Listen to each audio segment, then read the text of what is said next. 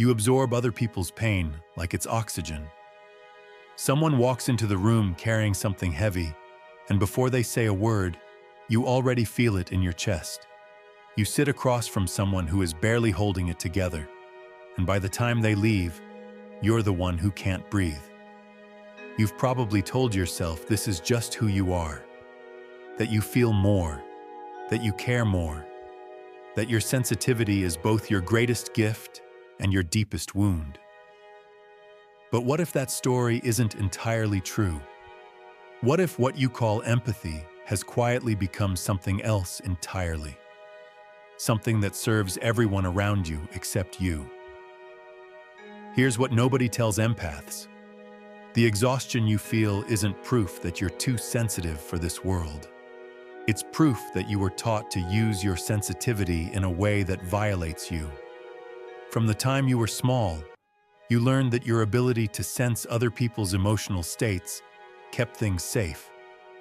If you could read the room fast enough, you could prevent conflict, soothe tension, become whoever someone needed you to be. And it worked. People called you understanding, mature, wise beyond your years. What they didn't see, what nobody pointed out, was the cost. Every time you shape-shifted to meet someone else's need, you moved a few inches further from yourself. And now, years later, you're not sure where the shape-shifting ends and where you begin. This video isn't going to tell you that being an empath is a superpower. It's also not going to tell you to build walls or stop caring. What it is going to do is show you the specific psychological mechanisms that turned your natural sensitivity into a system of self-abandonment, and why you keep running that system even when it's destroying you. Some of what follows will be uncomfortable. It should be. Discomfort is often the first honest thing we've felt in a long time. 1. The moment you learned that other people's feelings were your responsibility. You didn't decide this consciously. Nobody sat you down and said, "Your job is to manage the emotional atmosphere of everyone around you." It happened through repetition. A parent whose mood shifted the entire household. A sibling whose distress demanded your attention. A dynamic at home where love felt conditional, where being attuned, agreeable, and emotionally available meant you were safe. So now you were a child with a nervous system that was learning what love looks like. And what you learned was this: love requires vigilance. To be loved, you must sense needs before they're spoken. You must adapt. You must absorb. The tragedy isn't that you learned this. Children learn what they need to survive their environment. The tragedy is that you never unlearned it. The strategy that kept you emotionally safe at age 7 is still running at age 27, 34, 41. And it's costing you in ways that go far beyond feeling tired after social interaction. Think about the last time someone close to you was upset. Not at you, just upset. What did you do? Did you give them space and trust them to process it? Or did you immediately move toward the discomfort, trying to absorb it, fix it, reduce it? Be honest with yourself here. Because that reflex, that automatic movement toward other people's pain, isn't purely generosity. Part of it is an old survival instinct. If they're suffering and you didn't help, something bad might happen. If they're suffering and you didn't notice, you failed at the one thing you were supposed to be good at. That's not empathy in its pure form. That's anxiety wearing empathy's face. Otto Rank wrote extensively about how human beings live in a state of constant tension between the fear of life and the fear of death. The fear of individuation on one side, the fear of dissolution on the other. For empaths, this tension plays out in a specific and painful way. To separate from someone else's emotional state feels like death, like abandonment, like coldness, like becoming a lesser version of yourself. So you merge, you take on, you blur the lines, and the merging feels like love, but underneath it is terror. Here's the question you need to sit with. When did you last feel someone's happiness without immediately scanning for what might threaten it? 2. You feel everything, but you've been translating it wrong. There's a difference between sensing an emotion and correctly identifying whose emotion it is. Empaths often get this wrong. You walk into a conversation already tense, and within minutes, you're convinced that you said something wrong, that the other person is disappointed in you, that the air between you has become fragile. But sometimes that tension was already there before you arrived. It belonged to them. It had nothing to do with you. You absorbed it, labeled it, and then constructed a story in which you are both the cause and the cure. This is one of the most exhausting loops an empath can get stuck in. You pick up an emotional signal. You misattribute it. You take responsibility for it. You work to fix it. And when it doesn't fully resolve, because it was never yours to fix, you conclude that you didn't try hard enough. The loop repeats. Meanwhile, the person whose emotion it actually was has moved on, unbothered, while you're still carrying something that was never yours to carry. In psychology, this is adjacent to what is sometimes called emotional enmeshment, a state where the boundary between your inner experience and someone else's becomes so permeable that you lose track of what originated in you. For highly sensitive people, this isn't a character flaw.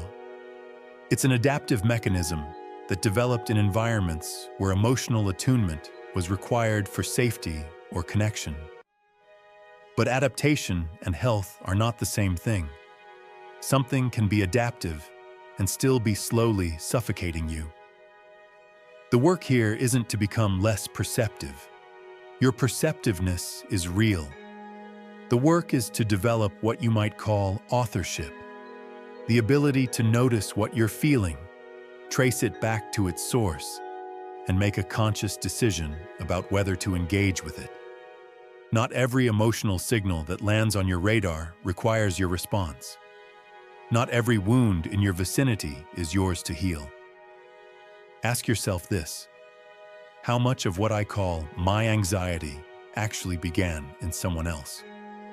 3. The identity built on being needed. Here's something that's hard to say and harder to hear.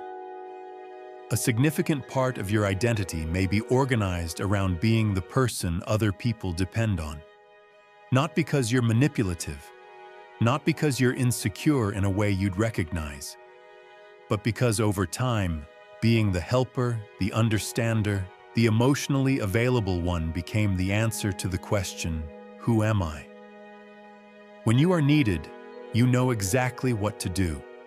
You have a role, a function, a clear sense of your own value. When nobody needs you, when things are stable, when people around you are fine, when there is no wound to tend to, there's often a quiet but unmistakable restlessness, an ambient anxiety, a feeling of being somehow unnecessary. You might move toward people in pain, not only to help them, but because helping them tells you who you are. This is what Rank described as the neurotic solution to the problem of identity. Instead of building a self from the inside out, from your own values, desires, creative vision, you build it relationally, from the outside in, from what you are to other people. It's not a weak solution. In many ways, it's an elegant one. But it has a fatal flaw. Your sense of self becomes dependent on a continuous supply of other people's need. And when that supply dries up, or when the people you've been helping no longer need you in the same way, something in you experiences it almost like a small death. This is why certain empaths unconsciously seek out relationships with people who are struggling. Not because they want to see others suffer, because the struggle is what activates their sense of purpose. A partner who is doing well, who doesn't need saving, who is emotionally self-sufficient. This person is harder to love in a specific way because they don't activate the mechanism. And the mechanism is what makes the empath feel alive. You know this is true somewhere in you. The question is whether you're willing to look at it directly. 4. Why your boundaries don't hold. And it's not because you're weak. You've read about boundaries. You've set them, announced them, promised yourself this time would be different. And then someone called you at midnight in crisis, and you answered. Someone made a face that suggested disappointment, and you renegotiated what you'd said you needed. Someone pushed back, and you found yourself apologizing for having a limit in the first place. People tell empaths that they need stronger boundaries, as if the problem is one of insufficient willpower. But that diagnosis misses the actual mechanism.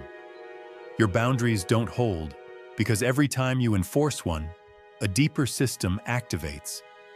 A system that equates saying no with causing harm. Somewhere in your neurology, the assertion of your own needs is wired to the anticipation of loss. If I take up space, someone will be hurt. If I have needs, I will be too much. If I stop giving, I will stop being loved. This is the architecture that was built in you, often very early. And architecture doesn't change through intention alone. You can decide to have better boundaries 1,000 times, and that decision will collapse every time it encounters the older, deeper fear. The fear isn't that you'll lose them. The fear is more elemental than that. It's the fear that without the giving, there is nothing left of you that's worth keeping. That fear isn't the truth, but it feels like the truth.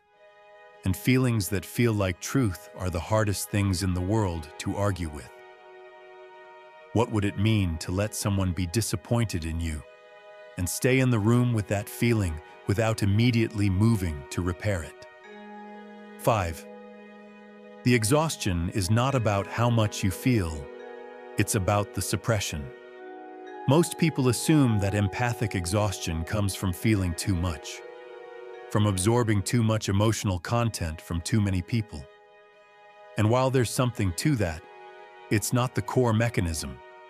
The core mechanism is suppression. Here's what actually happens. You absorb something emotionally difficult. A friend's rage, a partner's sadness, a stranger's despair. And almost simultaneously, a parallel process activates. A process of managing your reaction to what you absorbed. Because if you show how deeply it affected you, the focus might shift to you. And then who takes care of them? So you compress the feeling. You set it aside. You continue being present for the other person, and you do this again and again, across dozens of interactions, across days and weeks and years. The exhaustion doesn't come from feeling. It comes from the continuous labor of containing what you feel so that other people can feel more freely. You are essentially running an emotional operation, processing your own internal experience and theirs simultaneously, while appearing calm, present, and available. That is genuinely exhausting. Not because you're weak, because it is objectively an enormous amount of work. And here's the part that makes it worse. Because you never fully expressed or processed what you absorbed, those compressed emotions don't disappear. They accumulate. They show up as a low-grade numbness, a pervasive fatigue that sleep doesn't fix, a creeping sense that you've lost access to your own interior life. You used to feel things sharply and clearly. Now everything feels muted, far away, like you're watching your own life through frosted glass. That's not a personality shift. That's what prolonged suppression does to a nervous system. 6. The relationships that mirror your wound. Look at the significant relationships in your life. Not all of them, just the ones that marked you most deeply. What do they have in common?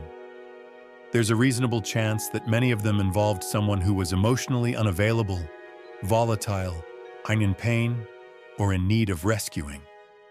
And there's a reasonable chance that in each of those relationships, you gave more than you received, reached further than was reached toward you, and stayed longer than was healthy.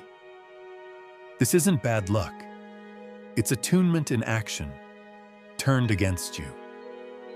Your sensitivity makes you exquisitely good at reading people. You can detect emotional need from across a room. You are drawn to it, trained to respond to it. But that same sensitivity can create a blind spot. The inability to recognize when someone's emotional unavailability is a permanent feature, not a temporary condition that your care will eventually unlock. You keep reaching toward closed doors because you can feel the person on the other side, and feeling them makes you believe that connection is possible. Sometimes it isn't. Sometimes the person on the other side is simply not available. Not to you, not to anyone.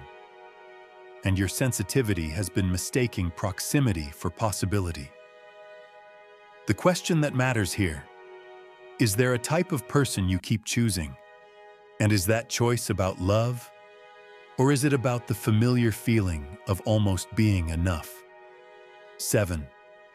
What happens when you stop performing care?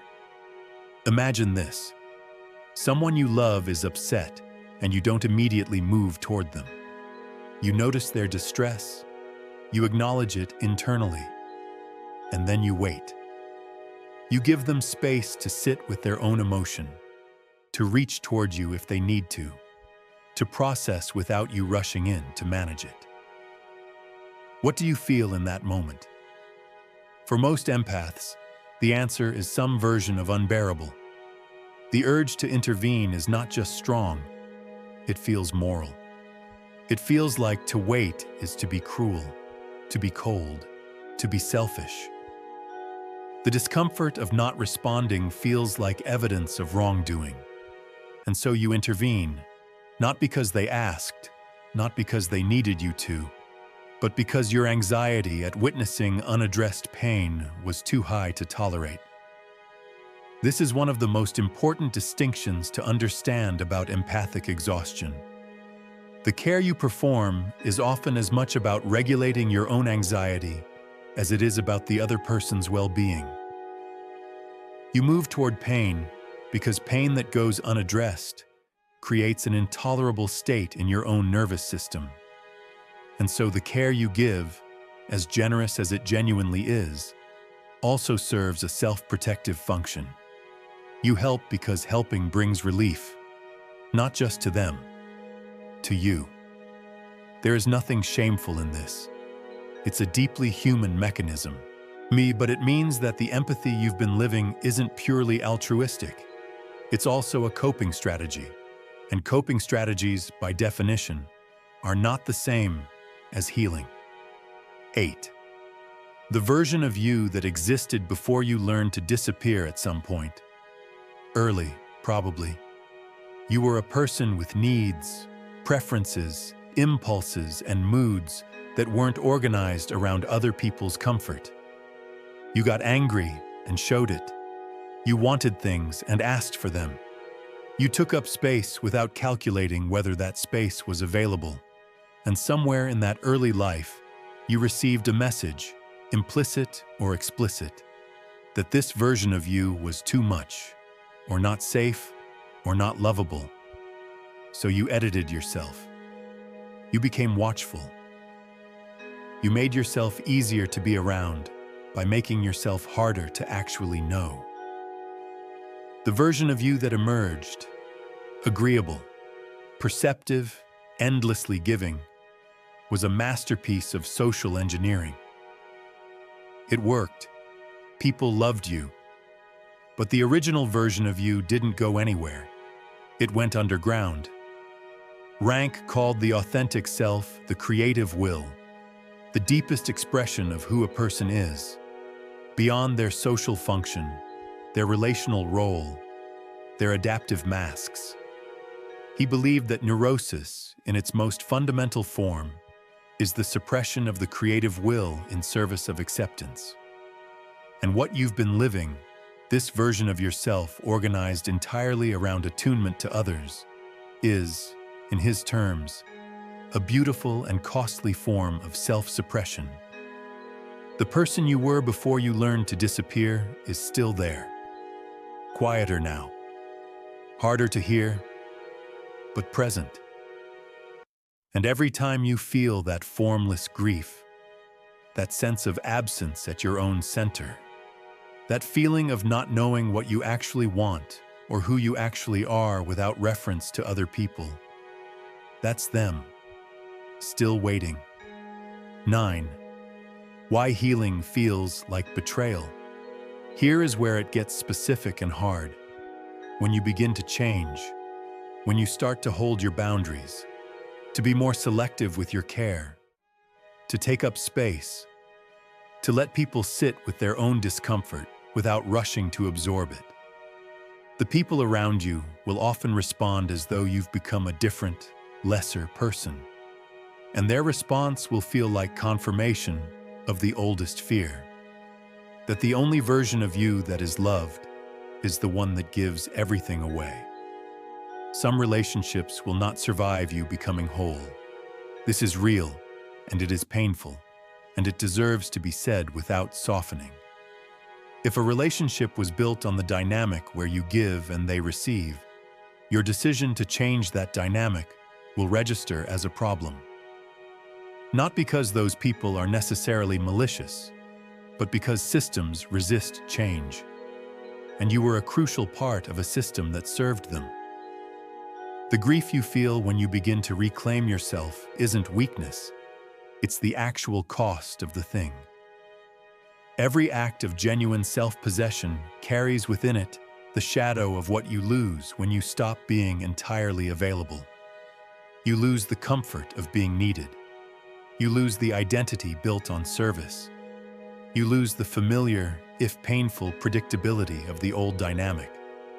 And for a time, sometimes a long time, the freedom feels less like liberation and more like loss.